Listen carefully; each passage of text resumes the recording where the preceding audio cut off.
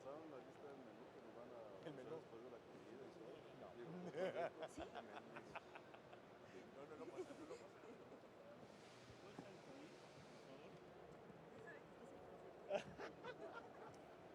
Hay escalón de aquel lado. Hay escalón de aquel lado. Nos avisaron tarde, pero tengan las piernas largas. Yo aquí contigo, Benito, Ah, que no dale. digas. No me abandones. No, falta Francisco. Digo, Francisco.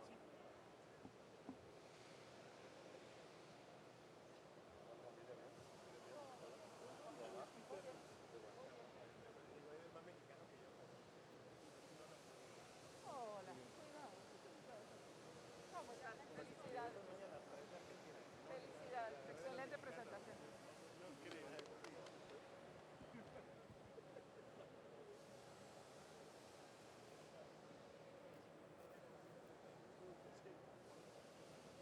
Ah, creo que me tengo que quitar el cubrebocas, ¿verdad? Se me olvida.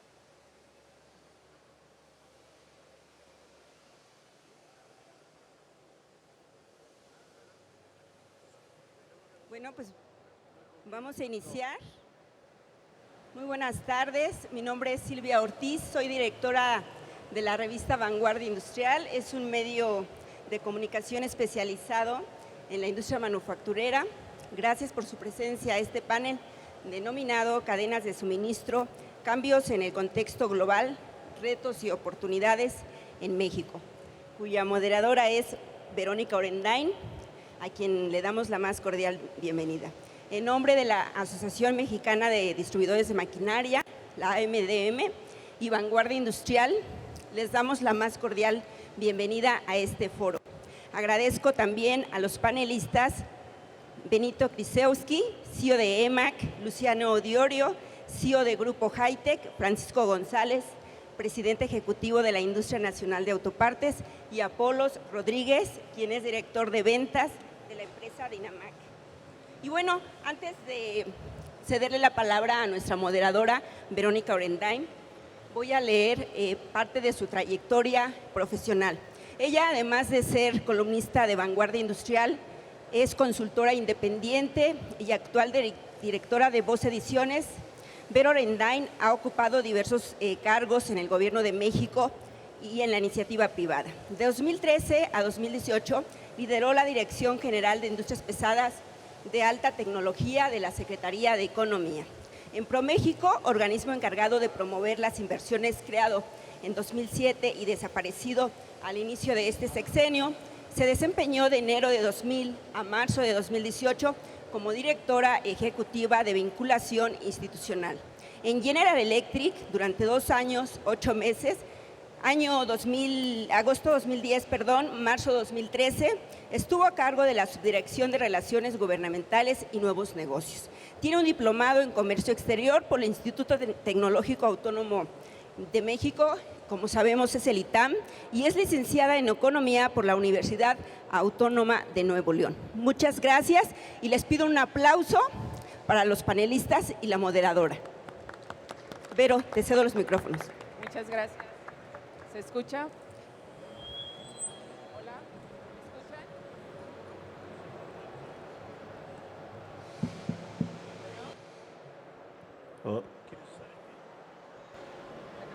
Gracias. Gracias, muy buenas tardes. Muchísimas gracias, Silvia. Muchas gracias a los organizadores de este evento y, por supuesto, a nuestros panelistas, expertos, líderes de la industria de manufactura. Quisiera, antes de empezar, para igualar un poco la cancha después de la presentación que hizo Silvia de mi persona, de presentar la trayectoria de cada uno de los expertos, líderes, empresarios, funcionarios que tenemos el día de hoy en este panel tan importante. Quisiera empezar por platicar brevemente la trayectoria de Benito Grisewski, quien es graduado en Administración de Empresas por la Universidad de Monterrey. Es fundador y director general de la empresa EMAC, distribuidor e integrador de maquinaria CNC para maquinados de alta precisión y manufactura aditiva, y opera tanto en México como en Centroamérica. Es socio fundador y miembro del Consejo del Monterrey Aeroclúster, una gran institución de vinculación industrial, y también es socio fundador, miembro del Consejo y expresidente del Consejo de la Federación Mexicana de la Industria Aeroespacial, FEMIA. Creo que es toda una institución de la industria aeronáutica y un gran amigo además. Le damos la bienvenida. Por mi parte también quisiera presentar a Francisco González Díaz, que tiene una trayectoria profesional de más de 30 años, tanto en el sector público como en el sector privado. Actualmente es presidente ejecutivo de la Industria Nacional de Autopartes. Tiene una amplia experiencia profesional en cargos públicos como director general de Bancomext y como director general de ProMéxico, así como fue nuestro embajador en Alemania representando al gobierno mexicano. Es fundador también de empresas de biotecnología y nutrición y es parte del COMSE, que es un organismo cúpula del sector privado en materia de comercio internacional. Es asociado también del Consejo Mexicano de Asuntos Internacionales y miembro del Consejo Empresarial de la Alianza del Pacífico. Y actualmente, reitero, ustedes también ya lo saben por la presentación anterior, es presidente de la Industria Nacional de Autopartes, que es la representación de la industria de manufactura del sector automotriz más importante de este país, después quizá del conjunto de armadoras de vehículos ligeros y pesados. Muchas gracias, Francisco, la verdad una trayectoria impresionante y creo que va a ser muy importante la conversación. En tercer lugar tenemos a Luciano Diorio, quien es licenciado en Contaduría. Tiene más de 20 años de experiencia en el campo financiero, la tecnología de la información, la industria de control numérico y de manufactura. Su origen es argentino. Diorio aplicó su amplia experiencia en auditorías y gestión financiera en empresas internacionales como OSDE, PwC, KPMG y el Grupo ASA, de las cuales en esta última le permitió mudarse a México, me imagino que lo está disfrutando mucho, desde el 2013 y actualmente colabora con el grupo Hi-Tech como director financiero para convertirse después en CEO de esta compañía. Le damos la bienvenida y seguramente también podrá platicarnos muchos temas relevantes en esta conversación. Por último, pero no el menos importante, me vas a disculpar, este era el orden en el que aparecieron las biografías. Tenemos a Apolo Rodríguez, quien es director de ventas para México y Estados Unidos en Dynamic Machining Solutions, una empresa familiar dedicada a la comercialización de maquinaria CNC y el desarrollo de proyectos llave en mano en México y en Latinoamérica. Cuenta con diplomado en la universidad, en el Colegio de St. Clair en Canadá, y una gestión de negocios internacionales y otro en relaciones industriales. Apolo Rodríguez se integró en la compañía en la que actualmente está desde 2010 en el concepto de Single Source Solutions en la cartera existente en Ciudad Juárez y a finales de 2018 logró expandir la cobertura de la empresa por todo México y así conseguir la primera distribución a nivel nacional de manera exclusiva. Con esto, creo que todos los asistentes a este panel tenemos una gran visión de la competencia y de la experiencia que nuestros panelistas tienen y que creo que en la parte de preguntas y respuestas del público podríamos aprovechar sustantivamente haciendo alguna de ellas. Pues, sin más preámbulo, me permitiré iniciar haciendo una brevísima introducción, porque la verdad aquí los importantes son nuestros panelistas y queremos que ellos hablen. Pero sí quisiéramos hablar de la situación y poner en contexto de los últimos años que hemos vivido, tanto en la industria de manufactura como en la cadena de suministro, que es el tema que nos ocupa el día de hoy. En los 2 últimos años y medio que todos conocemos y que hemos vivido, han sido un escenario de hechos verdaderamente sin precedente. Una emergencia sanitaria en un contexto de una pandemia global que jamás, creo, ninguno de nosotros aquí había vivido. En consecuencia, el cierre masivo de actividades económicas, principalmente en la manufactura. Y actualmente, en este año, una guerra que pone en entredicho la relación entre Oriente y Occidente y la hegemonía económica y política a la que estamos acostumbrados. Entonces, con esto podemos decir que este escenario ha sido no solamente retador, sino quizá el más atractivo e interesante para todos los que nos ha tocado vivir.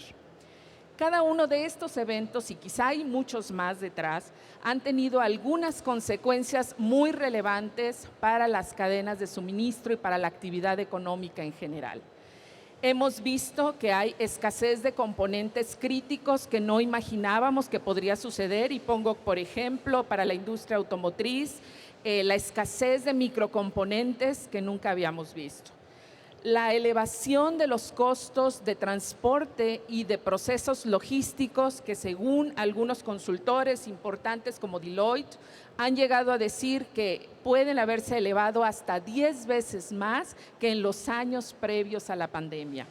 Y por último, la ruptura de una cadena de suministro debido a cierres imprevistos de plantas y puertos, por poner el ejemplo, tan solo en China en los últimos 12 meses. Todo esto ha tenido consecuencias específicas sobre nuestros procesos de manufactura y el comportamiento de la cadena de suministro. Y aquí es en donde nuestros panelistas, a través de las preguntas que vamos a empezar a elaborar en unos minutos, van a poder platicarnos qué es lo que han vivido, qué es lo que han enfrentado y seguramente cómo lo están solucionando y qué viene para el futuro. Entonces, si me permiten, me gustaría hacer la primera pregunta, que tiene que ver con cuál es la situación en las industrias a las que han enfrentado debido a la escasez y los problemas de suministro que tanto en el sector automotriz o en el sector aeroespacial o metal mecánico han enfrentado. Entonces, les pediría tanto a Luciano como a Francisco, si fueran tan amables de hacer un comentario, una explicación respecto a estos retos de la cadena de suministro. Bueno, buenos días a todos, buenas tardes ya. Un placer compartir este panel con tan distinguidos colegas. Gracias por la presentación. Voy a empezar para dejar descansar a Francisco, que tuvo una conferencia anterior con muchos datos que seguramente nos va a enriquecer bastante ahora. Pero bueno, respondiendo a tu primera pregunta, la verdad que sí, son momentos muy complicados para toda nuestra industria. Benito y el buen Apolo aquí no me van a dejar mentir que en los últimos 18 meses, como bien dijiste, nos enfrentamos a situaciones que nunca habíamos pasado. Puntualmente en la industria de metalmecánica, de fabricación de máquinas CNC y de otros tipos de máquinas, sufrió claramente la falta de componentes, microchips y otros tipos de componentes de una manera que nunca habíamos experimentado. Nosotros, máquinas que normalmente teníamos una producción de 3-4 semanas, pasaron a tener 20-25 semanas de producción. Máquinas que en teoría traíamos de Estados Unidos, ni hablar de las máquinas que vienen de China o de Japón. Empezamos a experimentar tiempos de producción que era muy difícil manejar, que aún todavía hoy lo tenemos. Se ve una leve mejoría, pero todavía no hay un panorama que sea, digamos, que podamos ver de manera positiva. Lamentablemente no solamente ha sido en nuestra industria, la industria automotriz está sufriendo muchísimo. Hace 3 semanas estuve en Estados Unidos y un fabricante de camiones me decía que están entregando los camiones con los vidrios que no bajan, porque exactamente, como tienen clima, los camiones, la necesidad de que haya entregas, los clientes aceptan que las ventanillas no se bajen porque necesitan los camiones. Y así hay muchos ejemplos en la industria que es muy raro, pero está pasando. Pero bueno, indefectiblemente nosotros tenemos que aprender a convivir con eso, a tratar de sortear estos efectos que no están en nuestras manos, ¿sí? Tenemos mucho trabajo que hacer en la industria y con los fabricantes que nosotros representamos para tratar de explicar el momento que está viviendo México y todo el mundo y tratar también de manejar la ansiedad de los clientes, que no es fácil. Pero bueno, es lo que nos toca vivir y es lo que hemos estado enfrentando últimamente.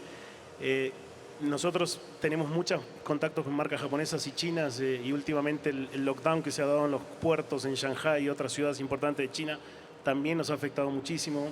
Como mencionaste, antes de la pandemia un contenedor valía $2.000 y nosotros llegamos a pagarlo 20.000. O sea que lo que dice Deloitte es cierto, se multiplicó por 10. Pero bueno, ahora ya está un poco normalizándose, pero creo que andan alrededor de $9.000. Cosa también que es muy complicado para nuestros clientes y toda la industria absorber ese tipo de costos. Y por eso también creo que lo vamos a platicar más adelante, que hay una oportunidad también para México en aprovechar el nearshoring y todo lo que se viene, ¿no? Pero bueno, le doy también paso a Francisco. Muchas gracias, Silvia, Vero y a los compañeros aquí, colegas de panel. Primero, destacar 3 causas y luego 2 efectos. Causa 1, producción.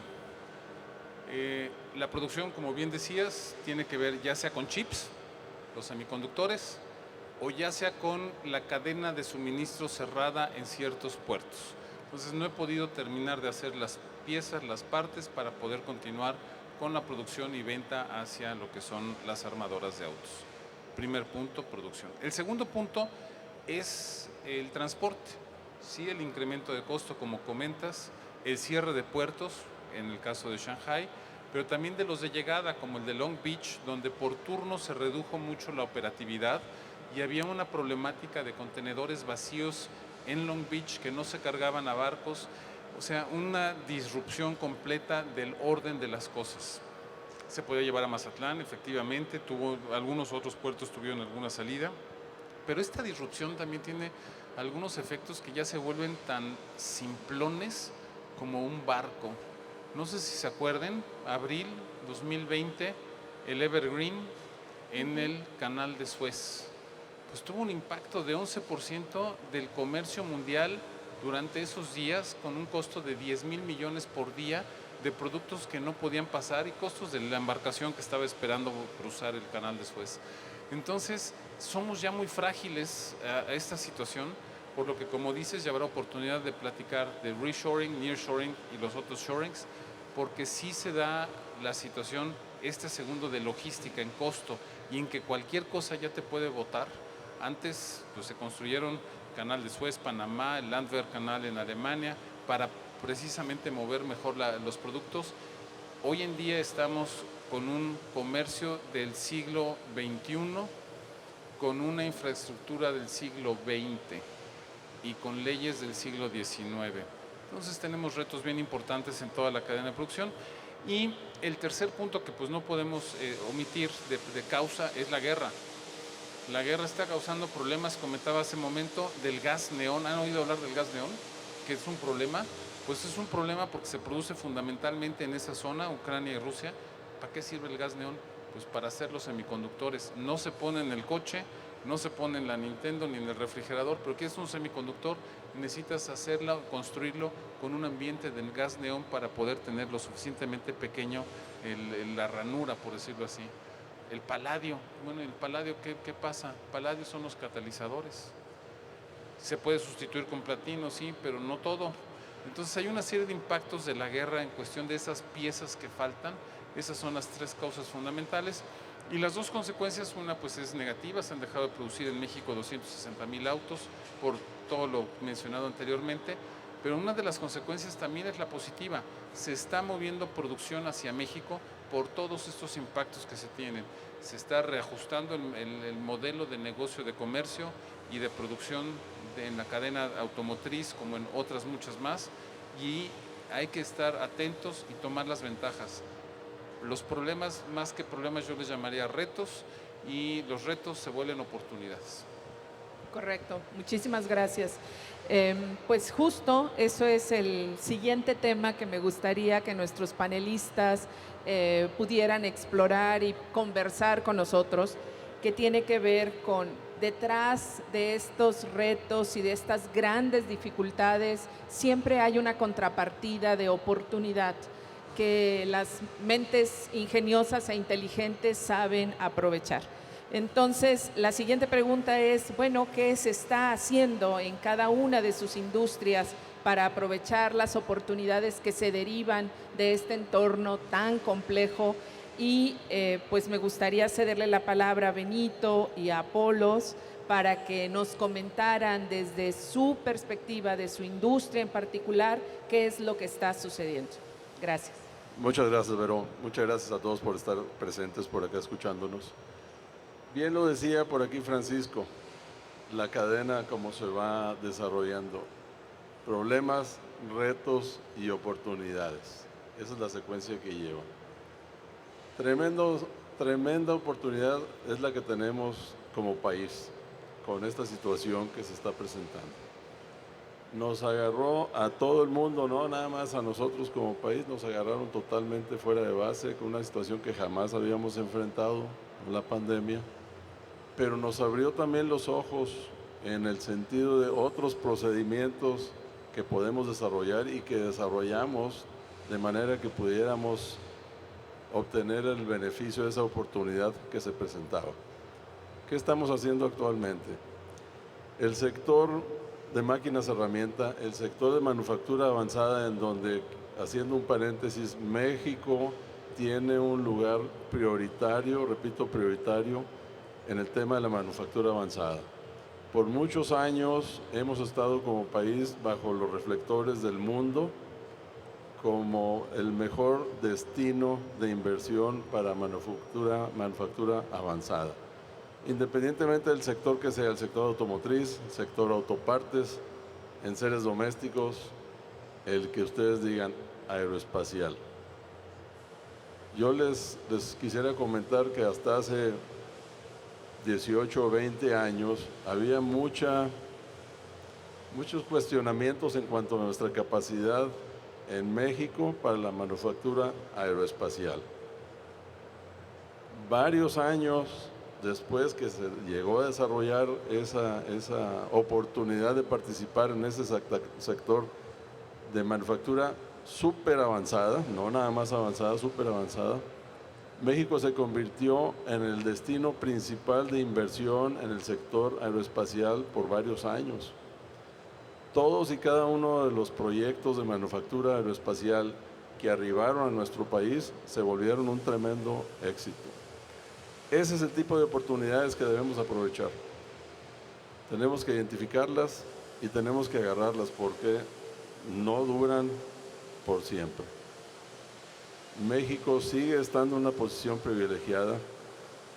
Lo comentaba Luciano hace un momento con el nearshoring, reshoring, famoso, que de repente, ahora con la famosa pandemia empezamos a escuchar terminología tan diferente. Ahora que la resiliencia, que si regreso a la normalidad, que nearshoring, que ahí están las oportunidades, ahí es en donde están.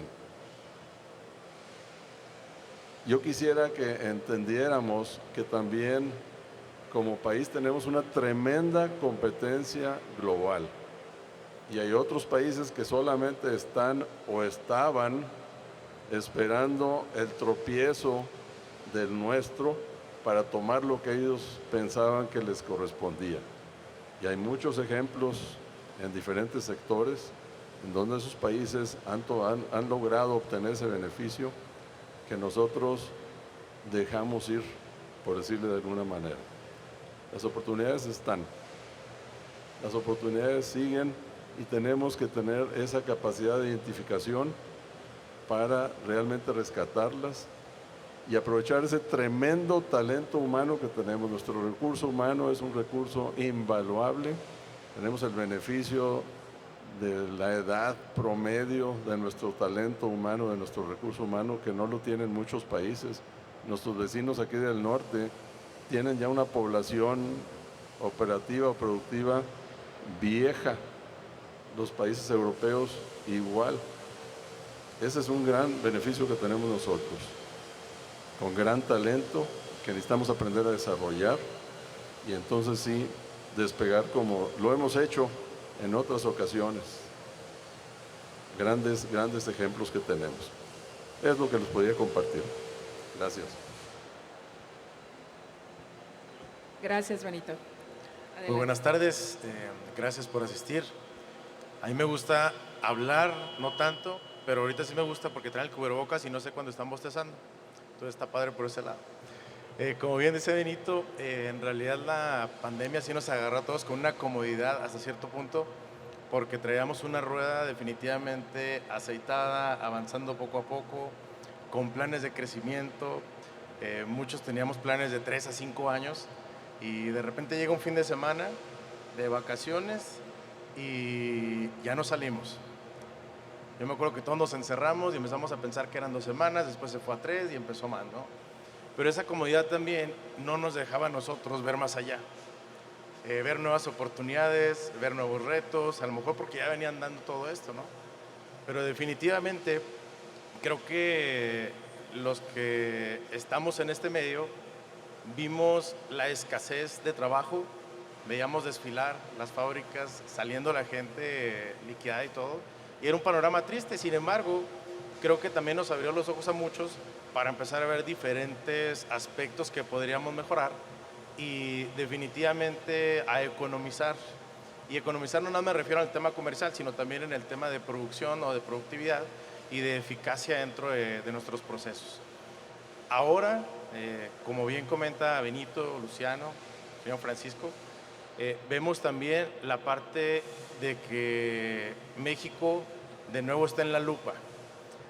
Nos están viendo como una muy buena opción. Nosotros estamos en Chihuahua, Ciudad Juárez, donde tenemos presencia y vemos cada vez más gente que quiere hacer inversiones dentro de nuestra entidad, lo cual indica que es una oportunidad para todos. Ahorita tenemos un boom de los autos eléctricos y hay empresas que no lo estaban haciendo y ahora quieren desarrollar partes para la industria automotriz en automóviles eléctricos. También remonta de nuevo la venta de maquinaria con los compañeros. De repente me gusta mucho viajar por tierra y veo los trailers que van pasando y me da gusto.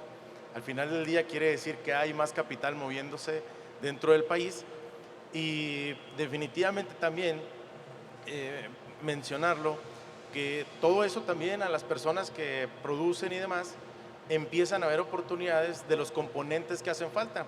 Hace poco leía yo en un periódico local que había 2 personas que no se dedicaban a nada de la industria, pero dicen, oye, estamos platicando con gobierno para empezar a fabricar estos microchips, etcétera, algunos componentes electrónicos que están haciendo falta por todos lados.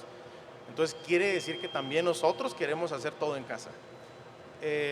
Creo que sí es posible hacerlo y creo, como dice Benito, que tenemos una oportunidad tremenda como país para poder salir adelante. Tenemos un montón de cosas, estamos en un lugar estratégico para cualquier país que quiera desarrollar partes, componentes, etcétera, y eso creo que nos puede dar un muy buen beneficio.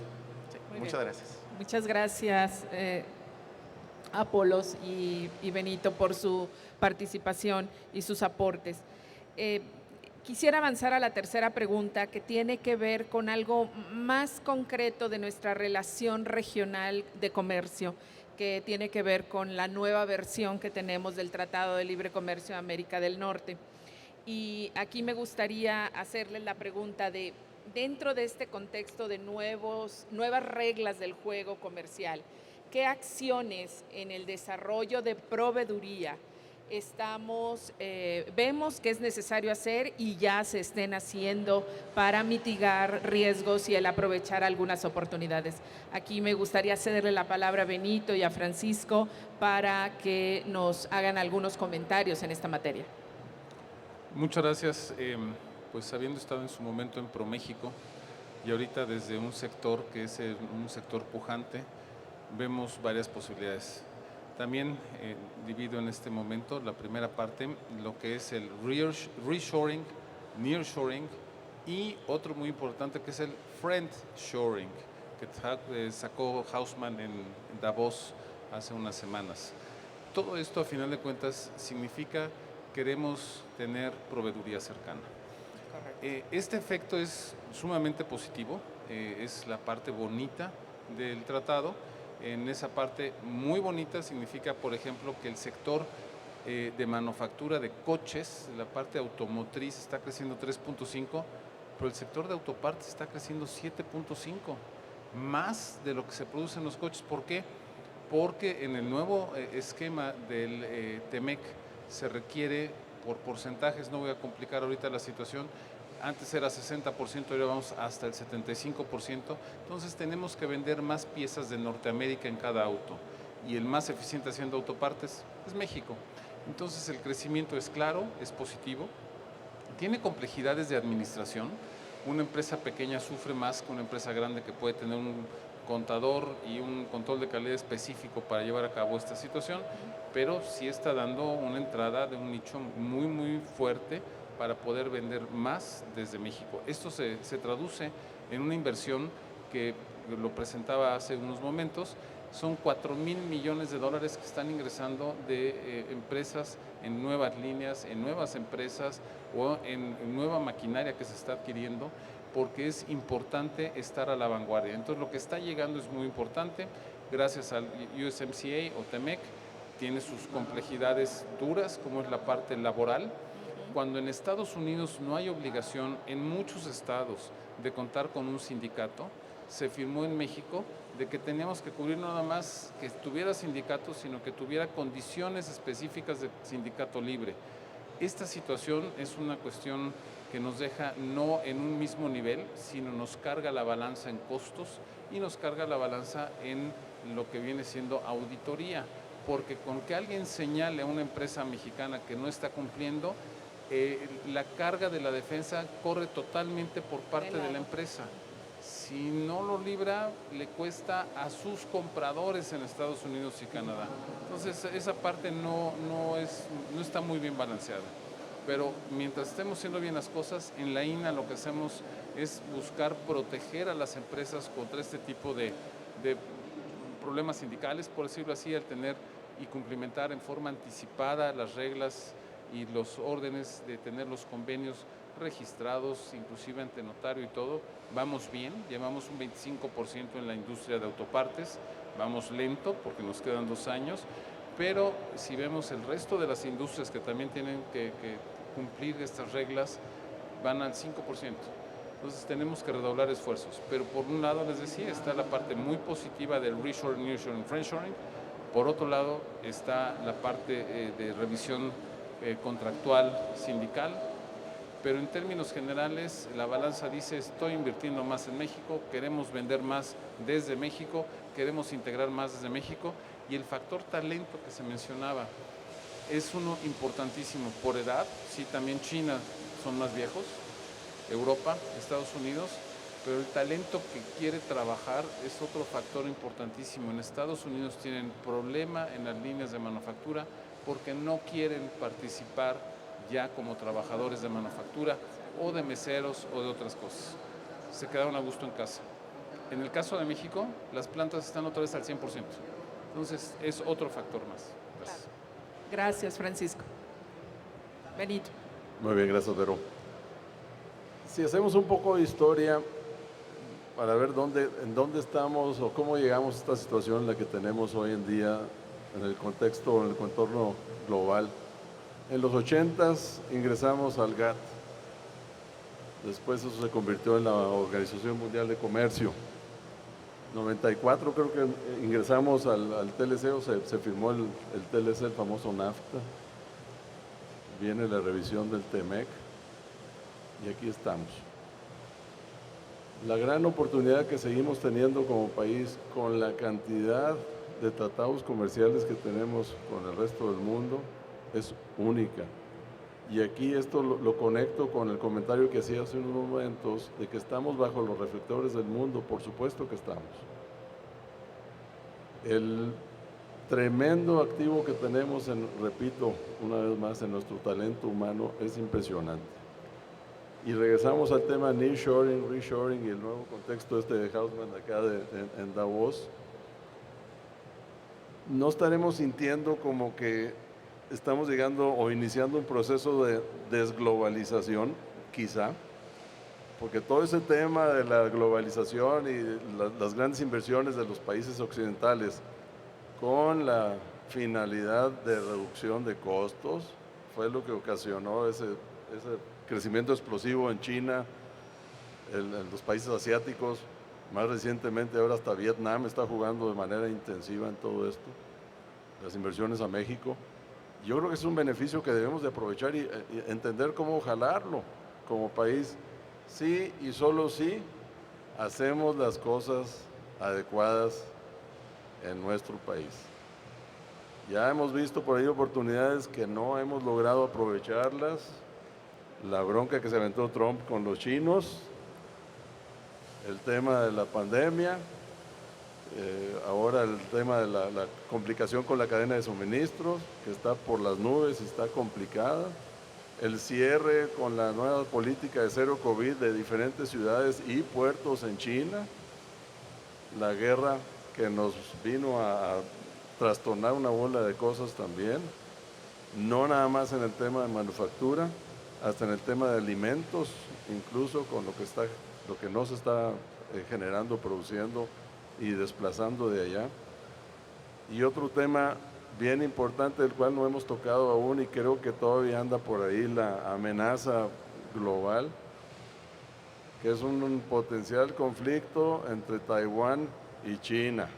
Ojo, porque ahí sí nos metemos una broncona, que el tema de Ucrania y Rusia a lo mejor va a quedar como algo pequeñito, porque ahí sí nos golpea fuerte en semiconductores, en equipos, en maquinaria, en electrónica, duro. ¿Qué está sucediendo ahorita? Las oportunidades que hemos visto y que las hemos logrado captar en semiconductores, hay un desarrollo impresionante en unos componentes que uno pensaría que los microchips, que son micros y que los tienes que ver con lupas y una magnificación, parten de unos bloques tremendos de aluminio, tremendos. Eso está funcionando muy bien ahorita, está ayudando mucho a esa recuperación. Decía Francisco hace un momento, las plantas están al 100, yo diría que están por encima del 100 en autopartes, por encima del 100. Porque además de las piezas típicas o las partes típicas que tradicionalmente fabrican, ahí viene la supercorriente de los carros eléctricos. Y es una tremenda oportunidad. Y otra que es clave o será súper clave si logramos entender esas oportunidades, repito, como país, es el aprovechamiento y desarrollo de ese talento de nuestra juventud, porque ahí estamos desgraciadamente causando un terrible sacrificio, es un desperdicio tremendo. Necesitamos todos ponernos las pilas y agarrar y desarrollar ese talento en nuestra juventud. Lo decía Francisco, no quieren ya los muchachos en Estados Unidos e incluso aquí, ya prefieren irse a trabajar a un Google o prefieren estar ahí sentados desarrollando páginas de internet, no quieren salir a ensuciarse ni a sudar las manos. Entonces, desarrollo del talento humano, súper crítico. Y hay gran talento por ahí que hemos seguido desperdiciando. Las escuelas están llenos de chavitos y chavitas que se espanta uno de la capacidad que tienen en su talento. Creo que ahí la dejo mejor. Gracias, Benito. Muchas gracias, Benito. Muchas gracias, Francisco. Ya casi estamos en la recta final de nuestras preguntas. Va a haber todavía una tanda de comentarios al final, en breve, pero quisiera hacer la cuarta pregunta para Luciano y para Apolos, no se van a escapar tan fácilmente, sobre cómo ven el panorama del corto y mediano plazo. Yo sé que es una pregunta muy tramposa porque nadie tiene una bola de cristal ni puede prever qué es lo que puede pasar, pero dentro de su perspectiva y la información con la que cuentan de sus respectivas empresas y su industria, ¿cómo luce este panorama en el corto y en el mediano plazo y qué podrían comentarnos? Gracias. Gracias, Vero. Como bien dijiste, no tenemos la bola de cristal. hace como 5 años, creo que era la presentación de Tecma o de Expomac, y alguien, en ese momento estaba el tema del tipo de cambio, creo que era cuando había quedado electo Donald Trump y se fue a 25 y después regresó. Bueno, finalmente no sabemos realmente qué va a pasar, pero sí coincido que creo que sí es importante puntualizar en lo que decía Benito y Francisco de la gran oportunidad que tiene México, ¿no? O sea, sí, yo soy un convencido que hay que mirar a largo plazo. O sea, lo que está pasando hoy coyunturalmente sí es un riesgo. Estamos viendo niveles de inflación en Estados Unidos que en los últimos 40 años ese país nunca había visto, movimientos bruscos en las tasas de interés que la Fed de Estados Unidos y los bancos de otros países están haciendo para tratar de compensar este efecto de movimiento de los flujos de dinero, que evidentemente nos va a impactar a todos, porque eso encarece el costo del dinero, encarece el financiamiento y por ende todo lo que está relacionado, y más en nuestra industria, que en un país como México, que necesita tanto también de inversiones y de financiamiento, es una complejidad. Ayer o antes de ayer el Banco de México subió la tasa 75 puntos básicos más, y justamente a cada movimiento de la Fed México tiene que reaccionar para no generar un desbalance en la economía, digamos, y más que nada para mantener el tipo de cambio. Porque digo, sin ser un experto en economía, sabemos que cuando la Fed levanta la tasa de interés, los capitales se mueven o se tienden a mover más a Estados Unidos para irse a una tasa en dólares más tranquila, y salen de los países en desarrollo. Entonces ese es un riesgo latente que posiblemente en los próximos meses veamos alguna fluctuación en el tipo de cambio.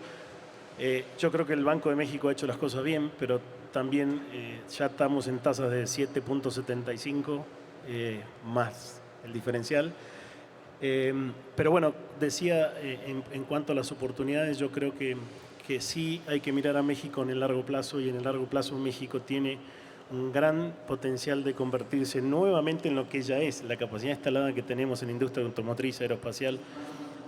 Compañías asiáticas están viniendo a México, o sea, están tratando de evitar las tarifas que Estados Unidos les ha puesto a sus bienes. Entonces estamos viendo cada vez más capitales chinos o asiáticos, en su mayoría japoneses, alemanes, que siguen viniendo a abrir fábricas a México. Y eso significa que ellos ven a México no a 3 años ni a 2 años, lo están viendo a 20 años, ¿sí? Porque hacer las inversiones que están empezando a hacer significa que, como bien dijo Benito, volvemos a estar en el foco, pero también tenemos que hacer las cosas bien para tomar esa oportunidad. La semana pasada el Banco Interamericano de Desarrollo sacó un paper que decía que los países como México tienen que ir a una estrategia que le llama de las 3 I: inversión, infraestructura e integración. Y estaba muy bueno porque inversión, claramente, o sea, México sigue recibiendo inversión extranjera directa, si bien bajó un poco en los últimos trimestres, pero creo que el último fue récord, lo que marca que siguen llegando inversiones. Pero bueno, tenemos que ser atractivos. También lo comentaron, Vietnam está tratando de tomar las oportunidades que por ahí se ven para México, y otros países también. Incluso el estado de Texas está siendo muy agresivo en tratar de relocalizar fábricas ahí en vez de que se vengan a México. Y lo otro que está pasando con la mano de obra y con las personas y la capacitación es muy notable, porque muchos de nuestros clientes en frontera están perdiendo mano de obra que se van a trabajar a Tesla a Estados Unidos. Altos o buenos ingenieros bien capacitados están yendo a Estados Unidos. Entonces yo creo que el gobierno de México sí tiene que hacer, el gobierno y la iniciativa privada tenemos que trabajar de la mano para lograr no solo retener el talento, sino desarrollarlo, o sea, tener mejores cursos en las universidades, mejores carreras técnicas, tratar de acortar el periodo en que formamos profesionales. Cada vez que hablo con clientes me dicen, te compraría una máquina más si me la vendieras con un operario capacitado. Y parece chiste, pero no es chiste, o sea, es un dolor grande. Yo creo que, y volviendo a las 3 I, infraestructura era la siguiente. Si queremos ser atractivos hay que mejorar la infraestructura del país, hay que mejorar las carreteras, los puertos, todo lo que tiene relación para ser más ágil y menos costosa la logística, también es importante, porque si no, no vamos a ser atractivos. Y la tercera ahí era integración. Y cuando habla de integración, México tiene, Francisco creo que tiene el dato más claro que yo, pero más de 35 acuerdos comerciales y y de libre comercio con muchos países. El principal es obviamente con Estados Unidos y Canadá. Pero hay que seguir incrementando esa apertura en tratados comerciales con otros países que nos va a permitir también tener mayor integración y ser mucho más flexible en atraer inversiones. Yo creo que ahí está la clave para los próximos 10, 15 años, pero siempre me gusta ser positivo como extranjero. Yo creo que México tiene un potencial maravilloso como país y como recursos. Así que más allá de la coyuntura, creo que lo que viene es bueno. Gracias, Apolos. Gracias. Gracias, Luciano. Pues prácticamente dijiste mucho del contenido que hay ahorita, pero que es visible y de verdad creo que es indispensable, como comenta, el tema de la infraestructura, desde luego. Y nosotros vemos también esa parte de infraestructura por parte de no hay inversión llegando. Hace mucho no veíamos tanta construcción. Nosotros ahorita en Frontera estamos viendo por todos los periféricos que hay bastante construcción. El grupo de Tecma, el grupo de American Industries, varios grupos de Intermex están construyendo naves, lo cual quiere decir que viene a lo grande. Yo escuchaba en algún momento cuando Ford llegó a Chihuahua en el tema de historia que ellos planeaban a 25 años. Entonces yo creo que en el tema de las construcciones que se están viendo ahorita por todo el país, pues no son planes a corto plazo, como dice Luciano. Están pensando en ver de 10, 20, 25 años adelante, y si lo están haciendo aquí en México, pues quiere decir que sí estamos haciendo algo bien, y desde luego, como dice Benito, preparar a las personas, a preparar el capital humano, porque es cierto, nosotros vemos todos los días cómo cruza la gente a trabajar a Estados Unidos, y trabajan por muy poco allá, pero para acá es mucho para la familia mexicana, lo cual también tiene que ver con el tema de gobierno, es decir, oye, ¿cómo podemos elevar también nuestra capacidad de mejorar nuestros sueldos, nuestras prestaciones, para mantener ese capital humano que pudiéramos desarrollar nosotros de manera local y que no se vayan? Sí se van ingenieros, se van muchas personas que tienen buen talento y tenemos que buscar esa forma de que estén aquí con nosotros. Es cierto también que vienen muchas compañías de inversión asiática, pero también que vienen a submaquilar o maquilar en territorio mexicano, lo cual también nos da también mayor beneficio para ofertar trabajo y que la gente no se sienta desesperada, ¿verdad? Y al momento de desesperarse, pues empiezan a buscar otro tipo de actividades. Entonces, creo yo también que el tema de infraestructura y de la integración, yo creo que van a ser puntales para que nosotros podamos tener un desarrollo comercial y un desarrollo también a nivel profesional de manufactura y brincar del nivel en donde estábamos. Creo que podemos llegar a otro nivel muy superior en comparación de otros países que pudieran parecer competencia a nivel global. Sí, gracias. Muchísimas gracias. A manera de cierre y para permitir, si es que hay preguntas del público, ¿qué le deja, a manera de conclusión, en 30 segundos cada uno de ustedes, qué le pueden dar a nuestra audiencia como el resumen de qué significa la cadena de suministro desde su industria? 30 segundos no más para que abramos las preguntas al público. ¿Quién quiere empezar? Bueno, principalmente la cadena de suministros debe ser vista desde un punto de vista integral para todos y cada uno de los que componemos esta cadena, valga la redundancia, y aprovechar esta ventana que yo a nivel personal pienso que es de 5 a 10 años para poder despegar como el avión al principio, ¿no? Meterle todo el combustible necesario para poder estabilizarnos y poder planear y quedarnos en un buen nivel socioeconómico. Gracias. 30 segundos, está difícil. No, yo creo que puntualizaría más que nada, todos puntualizamos los retos que tenemos y la problemática, y me gustaría puntualizar y terminar con la oportunidad positiva que tiene el país, que pensemos a largo plazo, que pensemos en educación, en capacitación, y que todas las compañías hagamos lo necesario desde nuestra trinchera para acercarnos también con el gobierno y crear oportunidades para esta ventana que tenemos de convertirnos aún más en un socio más estratégico de Estados Unidos no se nos escape y que no lo tome otro país que en este caso se vería como competencia. Pues la cadena de suministro ya no va a ser como era. va a transformarse totalmente. Tenemos que estar listos y atentos. En la parte de producción estaremos y contamos con la suerte de la geografía y contamos con la ventaja del talento. Estará llegando a México en el reshoring, nearshoring, friendshoring, muchas empresas. Auguro muy buen momento en ese sentido, pero también auguro que el talento en muchos sentidos ya no va a cruzar la frontera y se va a ir de mojado. Hoy en día yo puedo contratar a alguien de Nigeria que tenga el expertise suficiente, o de China o de cualquier parte del mundo.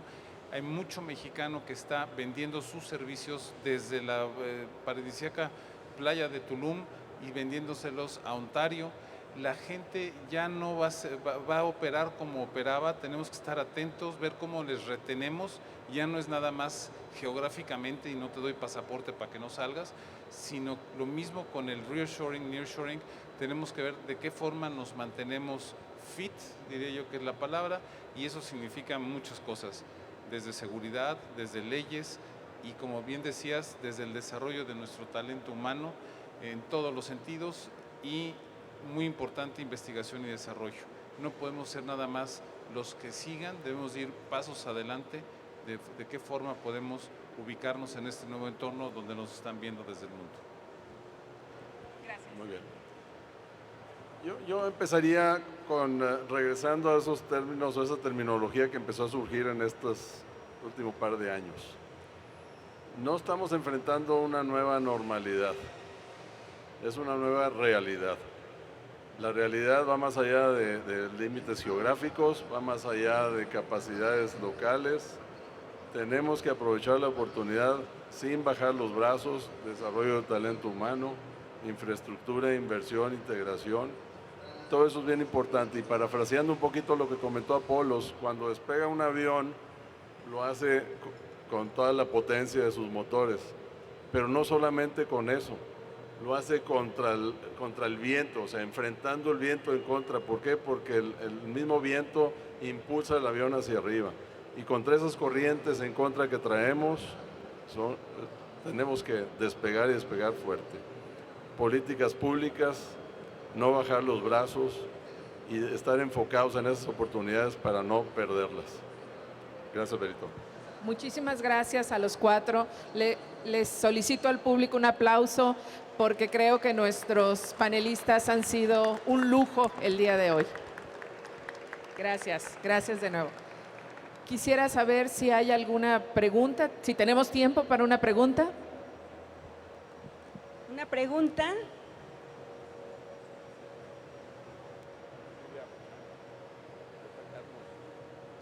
¿Quién quiere preguntar?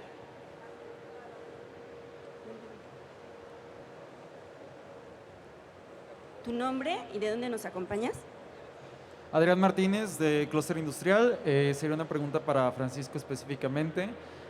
Va dirigido hacia, en el tema de nearshoring y los otros términos que mencionabas. En el sector de autopartes, sobre todo, ¿en qué componentes estaremos viendo las mayores oportunidades para atraer empresas y nuevas inversiones en este sentido?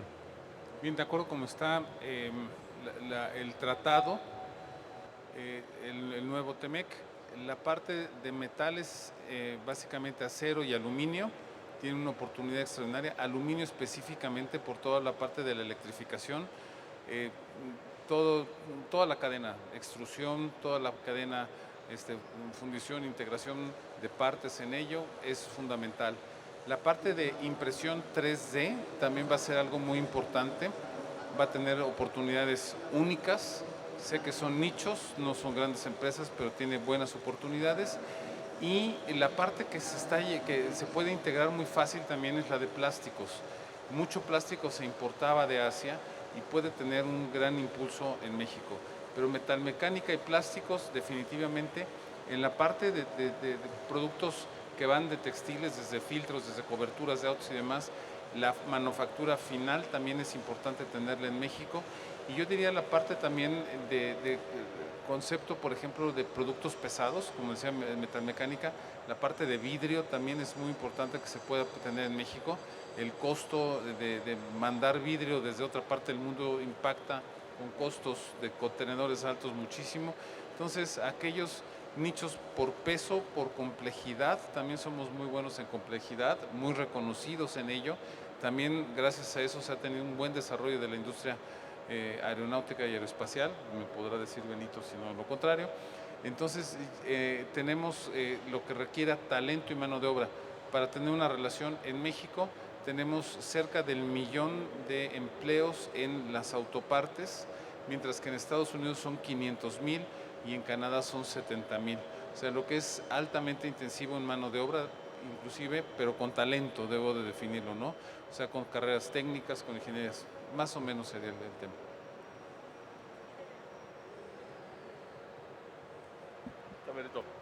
Gracias.